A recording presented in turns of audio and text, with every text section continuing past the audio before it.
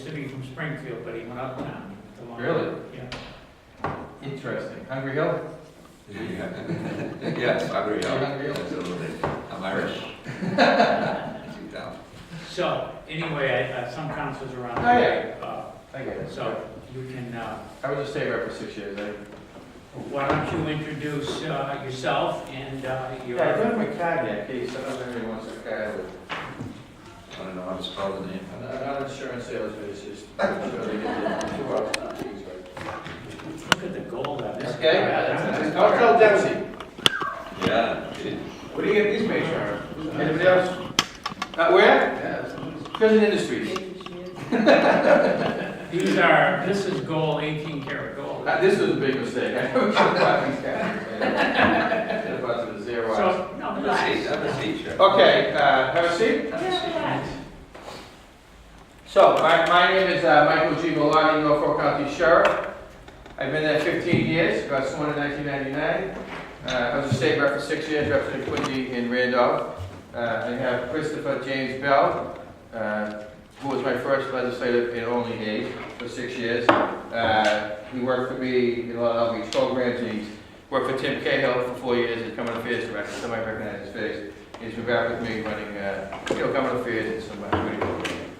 So I asked him. So I thought what I do today is really, without being too long-winded, is give you an overview of where the sheriffs are in a very general way, and then open up to questions. I'm not really sure if I have time. When I first got, first of all, there were 14 sheriffs. We're all elected in 6-year terms. We'll all be on the ballot again a year from this September. We have all kinds of different backgrounds. You have Michael Ash, who, theoretically was a social worker, has a master's. You have former DAs like Peter Catugian, Joe McDonald. You have former police officers like Tom Bolin in Western Mass. You have Steve Tompkins, who worked in the administration, Andy Cabral. You have Lou Evangelitis, a former legislator and DA. Bob Garvey, the great Bob Garvey, who really an educator, became a sheriff. So the role of sheriff is not what it's always purported to be on TV. In terms of the western part of the country, the southern part of the country, which is a very strong law enforcement piece and public safety piece on the street doing police work. I would say about 98% of our budgets, no matter who you are, Tom Washington Bristol does a great job with police work. And he presents that in a way that, it's very much part of the sheriff's office image and his persona. But the truth is, at the end of the day, none of us are spending more than 2 to 3% on outside law enforcement work. And what we do with those few dollars is, a lot of us, like me, Frank Cousins, and others, is we try to, particularly when you have a lot of towns in your community, because they're more prone and inclined to accept the sheriff's resources versus a bigger municipality or city, because they, usually the sense is, not that it's a turf battle, but we've got those resources. The smaller towns will gladly accept support on K-9, regional lockup, senior programs. Some we do youth programs, target at risk young folks. They'll accept my officers in their communities as sworn deputies doing the details on the roads or at Gillette Stadium. We're involved in tactical teams. So there's this thing called METLEC, NEMLEC, SEMLEC. They're regional, many of you are familiar with this, kind of police department driven tactical teams. And we probably have about 11 to 13 trained guys that wear their patch, their uniform during the Boston Marathon crisis. We probably had 6, 7 guys there with our command center. So, my approach to corrections, and I think Mike Ash, who always saw himself as clearly re-entry, core mission, has even done a little bit lately more work with the local law enforcement. But a lot of us have kind of been out there in a complimentary way. When you see us, sometimes it's a question of, geez, what is their mission, what do they do? What I like to look at, speaking for me, and not all the sheriffs, but to varying degrees for many of them, we're here to really take this, this incredible resource, with this incredibly trained staff, this ability as executives to meet needs and wants of whether it's, working with the schools, local law enforcement, police, fire, senior programs, particularly what I'm talking right now, those law enforcement is, what is it that we can bring that allows you to not have to replicate a program within, in the case of Norfolk County, 28 communities, but typically about 22 to 23, because the bigger towns or cities don't feel the need because of what they have in place. But the smaller towns will say, yeah, Sheriff, can you put on 3 or 4 more canines? And I'll do that. And they essentially become, help patrol the neighborhoods and respond to critical incidents. I'm right on, these days with, the iPhones. I know every time my dogs are called out through MetLife, there'll be a call at 2 a.m. Last night there was a call at 2 a.m. and I'm watching, and the response is, Norfolk County Sheriff, Canine Officer Frank Reynolds will be responding. So that helps save resources, because why should every community replicate 1 or 2 canines at a greater cost to the taxpayers when you can redeploy those resources, those police officers doing other work, because they don't truly need a canine officer at all times. That's what we bring to the table. And there's really different examples of that. In Plymouth County, they actually have what they call, the BCI, the Bureau of Criminal Investigations, where they do 911 calls, hospitals too, where they do fingerprinting. Only a few of us do that, but they've been around a while. It's because in those down the Cape, those towns would like to see that centralized. What it also does for the local police is it allows them to work with more control with us, because we come in a very, what I think, very supplemental, complementary role. Not subservient, but we're working at the really at the guidance and under the supervision of the local chief. When they need us for resources, and they appreciate that. Sometimes the other option is to call the state police, which definitely has incredible resources, and we know that they do a great job responding. So they have that option to work with us in that role, but they use the state police, and more they're kind of using both. So that's the law enforcement. And I say that to clarify, because as you're out there, or sometimes there's a news story, something notorious, the sheriff just bought, a command center or a tank, which I think only 1 or 2 had. I think Jim DePaulo bought some pretty good tactical stuff years ago, or a boat. I look at the role of sheriff as we would never do that, nor should we do that, unless it's truly called for, kind of organically, through grassroots, through the police chiefs and other public safety officials. So I stand by, what little we do, and I mean that in a way out of respect to what people do every day in the front lines in my county, as a complementary role. So back to the primary role, care and custody of offenders and inmates. As you all know, they're coming from the district court. They're serving, for the most part, no more than 2.5 years. You might have a couple sentences talk to each other, but typically no longer than 2.5 years.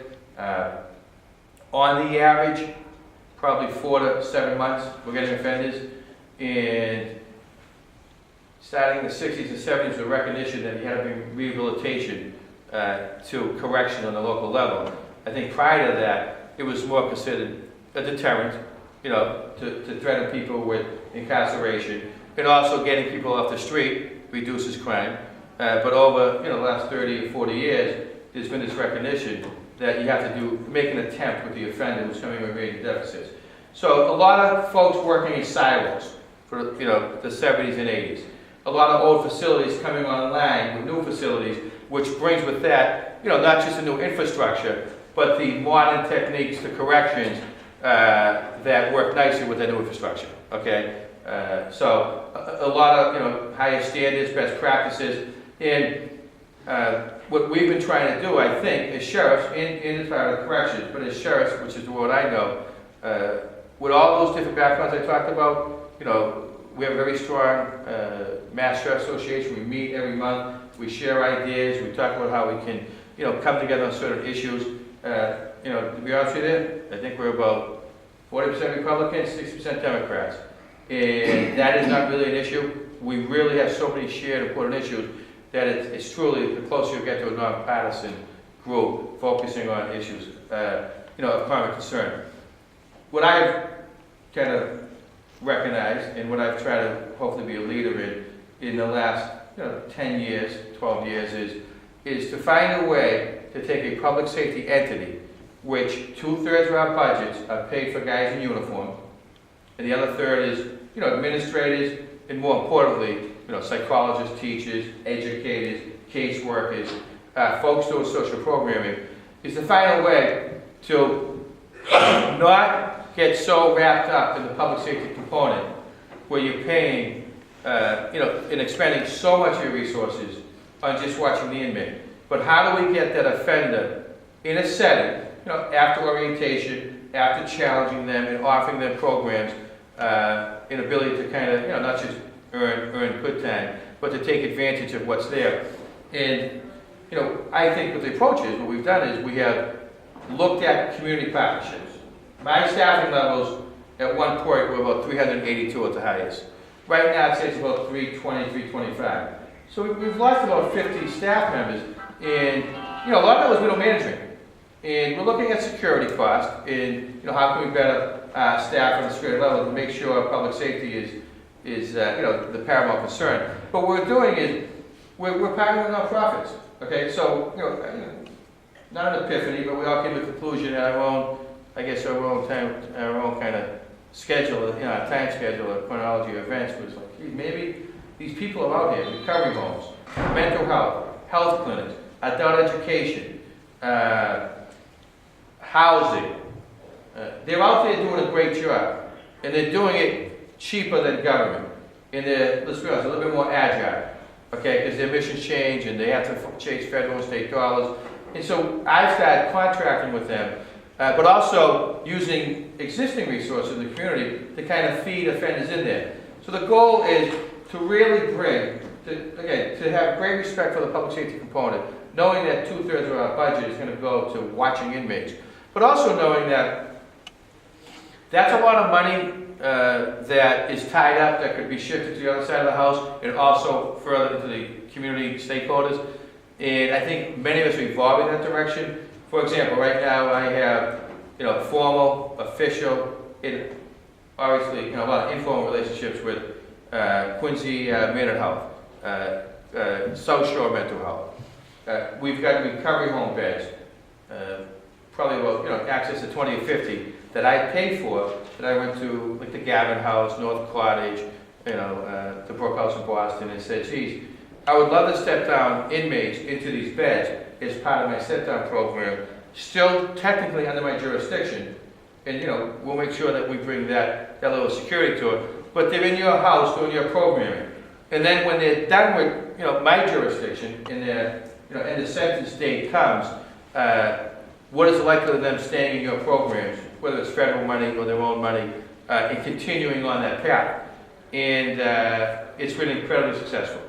Every partner that we've partnered with, throughout Norfolk County and Norfolk County, because the boundary's just at Norfolk County, as you know, attorney, in terms of the whole Boston, Milton, Quincy, even we got different situations, the way they, unfortunately, the offenders kind of migrate in and out of these counties. So we've taken kind of a, borderless approach. We're partnering with people in and around Norfolk County. And this partnership, just by using some of our resources, certainly more than nominal, but not killer numbers, these stakeholders have vested in what we're doing and have kept these offenders in a mental health program, in a healthcare setting, signing them up for mass health. Continue that relationship, adult basic education. We probably have like a 90% rate for GED or high school, graduation inside the jail. So if 100 guys have taken that test in the past few years, 93 have passed. Okay, but because the sentences aren't really that, as long as you'd like them to get at some of those deficits, we need to have the partners inside the jail. It's not just, 50 cents for the bus, here's a list of resources, good luck. We're bringing the outside world within the four walls so that the transition is more seamless for the offender. Sometimes they'll go right into the bed, even if they're not any longer under our jurisdiction, because we've made that connection. Vivitrol, which is, we're all familiar with Vivitrol. The Bosco Sheriff, Jim Cummings, was probably the first one in commercial to do it, but we're all coming on board now, so that these guys have access to Vivitrol, so that they, if you understand it, it's a shot, and it takes away the desire to do drugs or alcohol for up to 30 to 60 days. So we're going to make sure that, we're getting them on the Vivitrol program. Now, people will tell you Vivitrol is not a panacea. It's just an example of another tool. More and more the sheriffs are no longer the fortress on the hill or the silo working independent of other agencies and stakeholders. We are now more integrated through community-based approach, corrections and service and deliveries to really be on the walls so the offender is more connected. What you're going to see is in the past few years, the number of offenders we're holding right now on DOC in the county level has decreased 5% in the last year and about 13% in the last 4 years. We like to think that's because we're doing so much more in terms of getting these guys into a step-down mode. And by every national study, whether it's Pew or on the federal level, it's meeting out that anything you do in terms of reentry and step-down, in terms of recidivism, has a dramatic effect. Okay?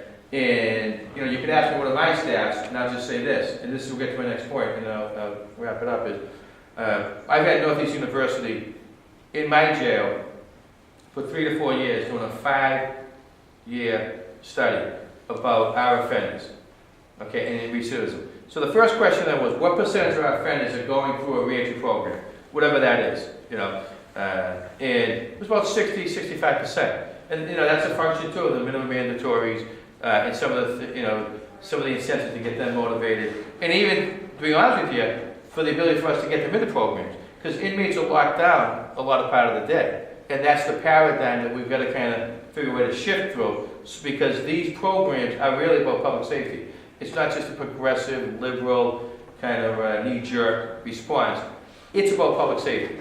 If your mother, your grandmother, you live next to somebody who had a drug problem, and you watched this kid for years, not really connected to resources, and you knew kind of the trajectory, he ends up in jail, finally.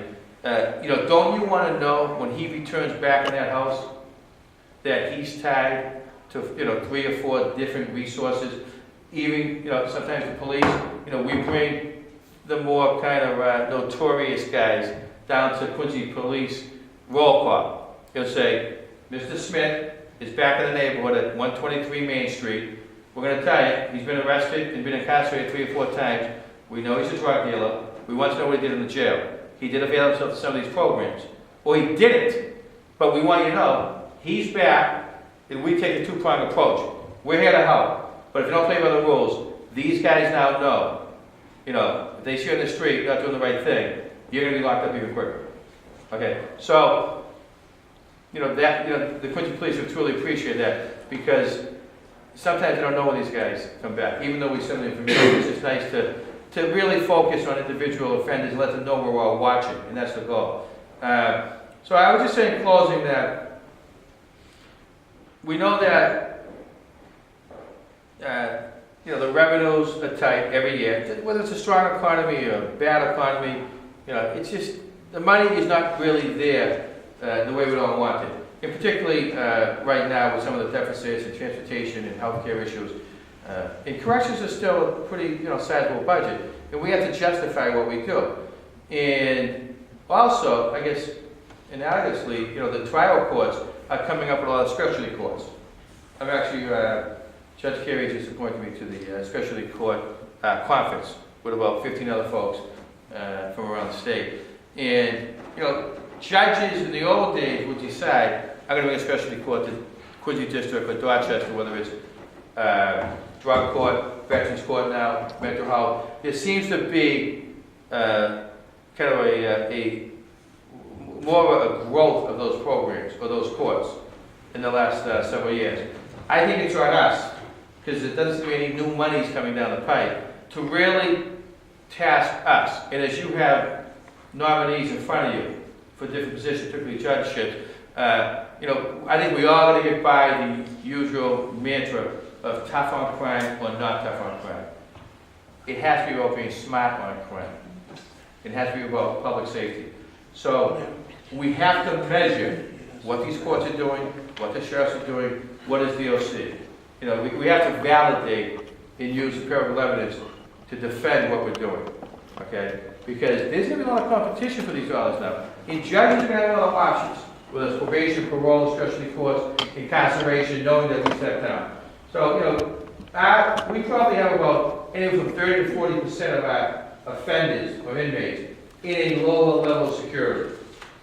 Because we're very committed to step downs. So, you know, that might be politically risky as sheriff. You know, I could take the stance that just lock them up, send them out at the end of their sentence, whatever they do, it's not on me. We've taken a little bit of a risky approach.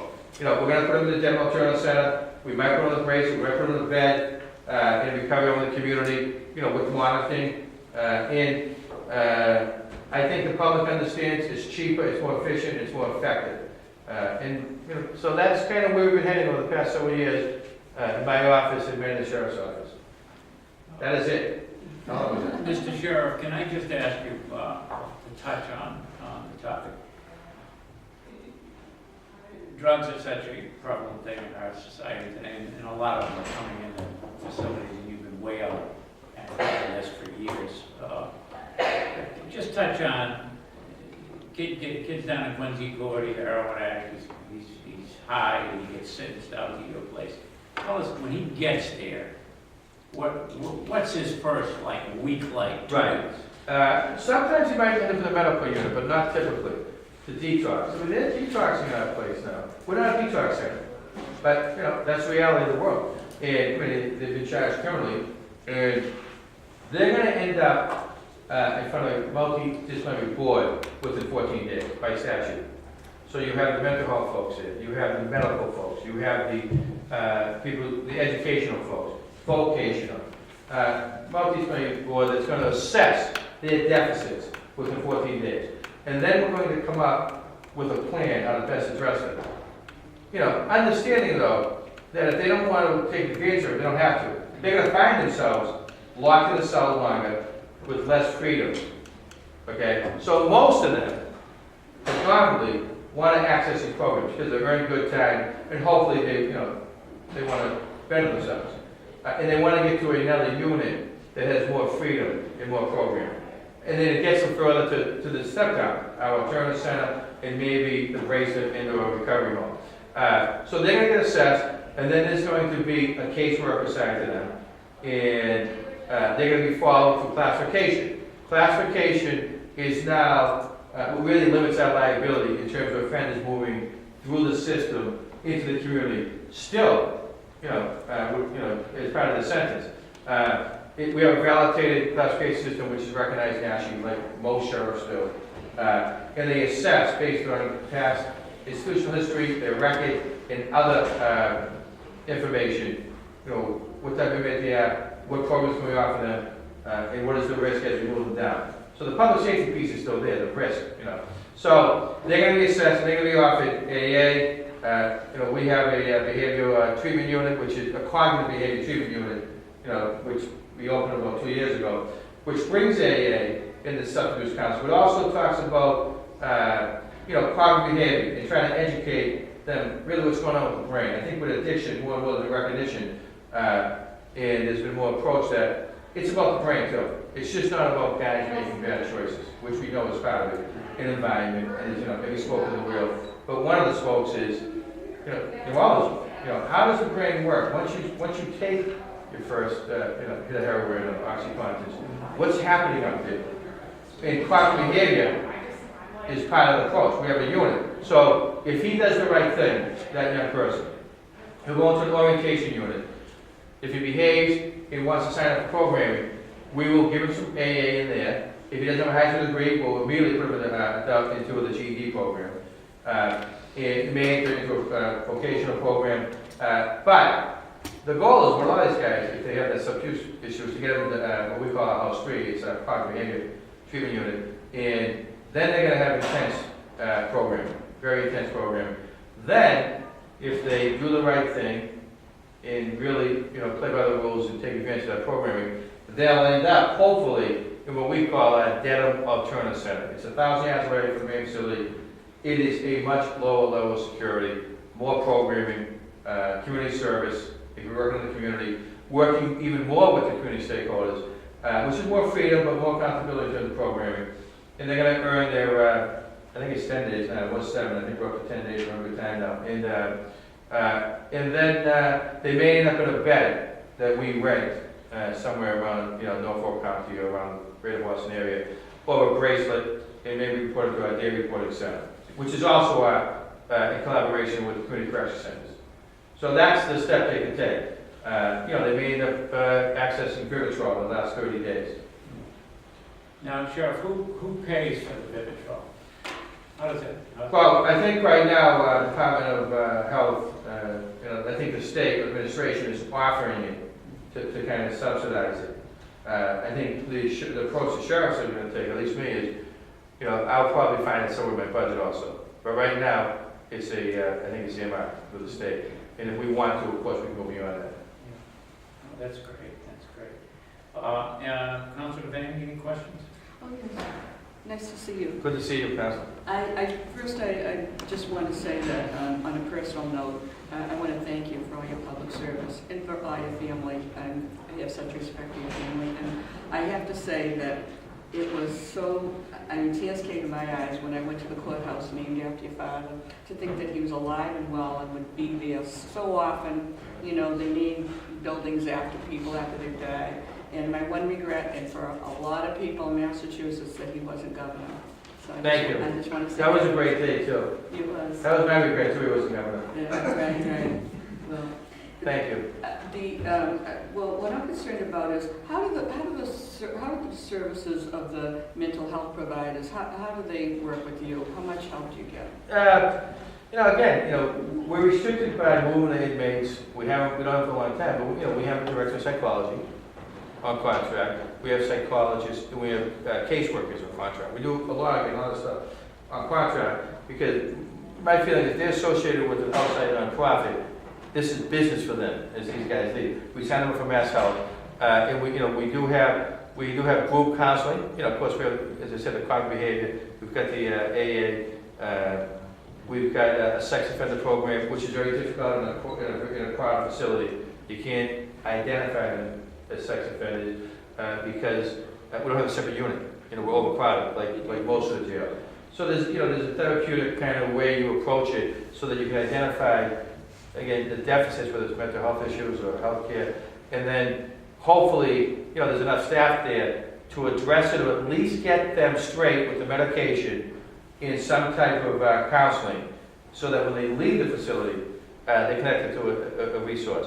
But, over 20% of the offenders in the sheriff's office is on some type of psychotropic med, and it's a challenge, but we definitely, we have the staff in place, and we try to address it. We can't go too deep in the council, because we don't have them long enough, so we've got to keep it at a certain level, and the main point that we look at is, we've got to stabilize them, we've got to give them a certain level of counseling. You can't go too deep, because, they open up their heart to a counselor, and then they're gone in 3 or 4 months, and it's more about transitioning them into the resources in that area that exist outside, and that's what we do, because we have great partnerships. Well, when I visited Billerica, I was really, because I didn't know anything about the population, and I looked at them and I thought, they're like my boys. I can't believe it. I mean, they're not hardened criminals that, it just, and I thought, I wonder what the background of each of these young men, what's really happened in their lives, Yeah, more and more they're coming from, more really stable backgrounds. And I say it, I know years ago people were associated with heroin, at least the perception was it was the guy in the back alley shooting up, who'd been on a skid row for a couple of years. It's the kid who gets an injury. It's the athlete in high school and college, and he starts popping the pills. The next thing you know, he has an addiction, and he can't afford the $70 or $80 for the pill, so he's going to heroin. So you have heroin addicts who cover. It's a different demographic. Yeah, not that it wasn't sad before, but for better or worse, there's a greater awareness because it's affecting everybody, and it's crossing, all economic and societal boundaries. I had mentioned this before, one of my closest friends, her son died of an overdose of heroin. She found him on the kitchen floor. And he was just the nicest young man you could ever meet. I mean, he couldn't do enough for his mother, for people. And he tried, and he went to a lot of programs, and she did too. And I'm just saying, you know, what else could be done? It's just so That is, epidemic. obviously, that's the question. Everybody is trying, whether it's public safety or, you know, the governor, and, you know, the mayor of Boston, my mayor, Toby Code. I don't know, I think we've got to, this might sound a little bit, maybe a little of the science of it too. There is something that happens to the brain when you get addicted. You know, and I think there's been a greater emphasis on it's just a bad choice. And I think you're realizing, you know, there's a lot of contributing factors, environment, bad choices, willpower, but neurology and, you know, what's happening to that addict once they go beyond a certain point. Now, your budget has been cut. How, in what area has that affected you the most? Well, you know, we went from county to state about 6 years ago, and there was a structural deficit for about 6 or 7 of us. Me, Plymouth, Suffolk, Barnstable, the 2 islands, and Bristol. And, you know, A&F told us, well, we'll make this up, but it's kind of 11th hour. Let's give you this money, split it up, because it's hard to determine based on what you're losing for pension, contribution, and other costs. And we've been trying to make it up ever since. There's about 5 or 6 sheriffs that begin every fiscal year with a 10 to 15% deficit. You know, if that was a city or town, you'd be, you know, there'd be riots in the streets. But because we got so used to this dysfunctional funding system, it's almost routine now. To begin, for 5 or 6 of us to begin your budget, 10 to 14% deficit, and then we have to come begging for a sub-budget. And they've been great, but the legislature, because of their pressures, haven't annualized that sub-budget. Now, do you present your budget alone, or does someone represent the sheriffs? A little bit of both. I mean, we were in with Brian Dempsey Oh, yeah. 2 days ago, which was great because the budget was printed the day before, so there was nothing you could do for us. So we go as a group, we talk about our needs as a group, but we also work staff, A&F and budget staff, individually.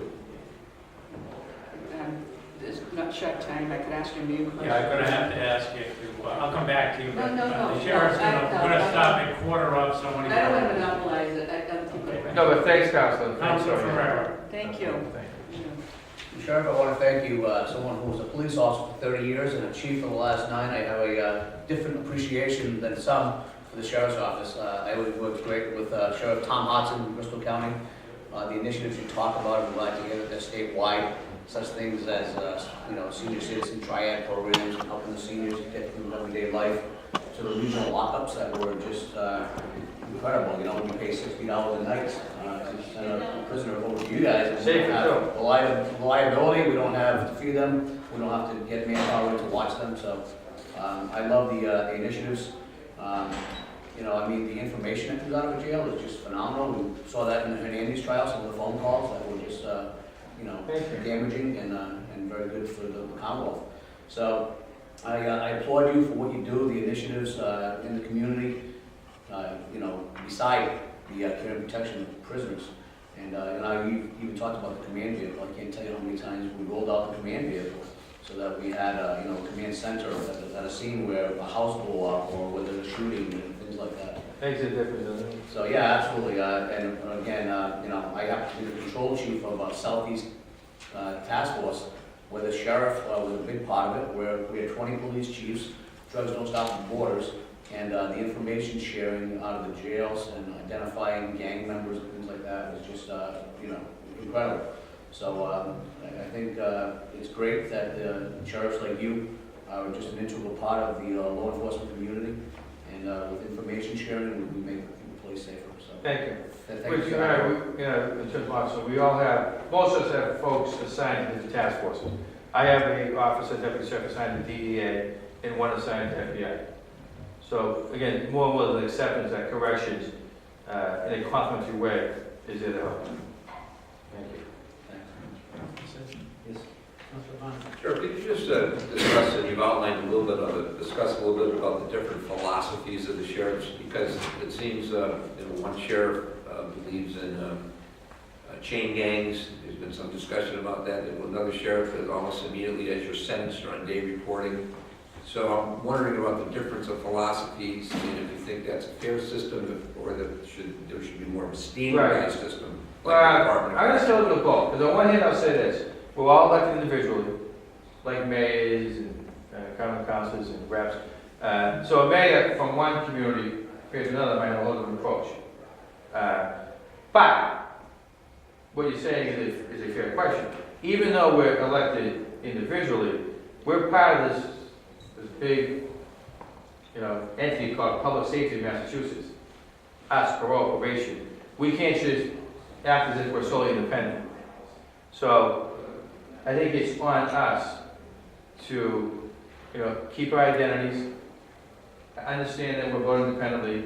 There were certain things that different counties expect or want from us that they may not want from another elected official, being sheriff. But there's so much we do that should be standardized. Based on constitutional law, state law, regulation, policy, DOC audits us. Many of us do the same things. There's not a lot of variation from certain standards. There's all kinds of legal precedent and regulations that tell us what type of medical care they're going to get, what type of earned good time. By statute, you can't really determine the level of program you have to make available, but in terms of access to law books and legal services. So there's, and you have legal service folks always watching us, which isn't a bad thing. So there's a lot we do alike, and my earlier point was that we all do a little bit of law enforcement. It's not as much as people might think. It depends on how the sheriff wants to kind of, reinforce that with the local community. Command center, tactical team. But at the end of the day, in a substantive way, we're doing a lot of the same things. The difference is re-entry.